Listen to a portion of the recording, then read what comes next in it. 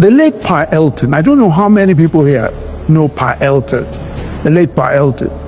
There's a book which I recommend that you read. It's called The Messenger, an incredible historical work on the life of Pa Elton. Pa Elton was the father of Pentecostalism in Nigeria. And almost every Pentecostal leader, from Bishop Ben Idahosa to Pastor Adeboye, and we're talking about then generations after them, were influenced by the teachings of Pa Elton. He lived in Elisha and died in Elisha. That's where he lived practically all his life and died there. Of course, Pa Elton was an Englishman who came to Nigeria in the 40s and witnessed the revival. The revival was the likes of Pastor Babalola and all that. People who were, raising the dead. There were all sorts of incredible happenings at the time. But in the early 80s, especially on account of the influence of the American gospel, Pa Elton said this. He said, I'm worried about the prosperity gospel and the focus on wealth and materialism and personal popularity. I'm worried that it would hamper the spread of the true gospel in Nigeria.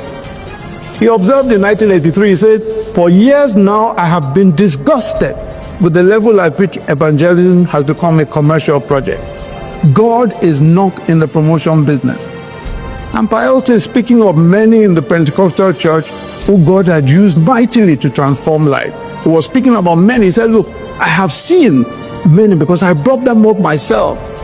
He says, some of these men are becoming involved in the things of the world, the things of the flesh, over ambition for money and position and property and cars and houses. What has gone wrong? That was in 1983. If Pa Elton were to see today and the manipulation of the gospel to raise money and build empires, I wonder what he'll say. What shall we do then? What shall we do? The stewardship of influence is an immense responsibility, one that requires unwavering commitment to the true gospel of Jesus Christ. It's not a call to power, material wealth, or self-glorification, but to servanthood and sacrifice, and the relentless pursuit of the will of God.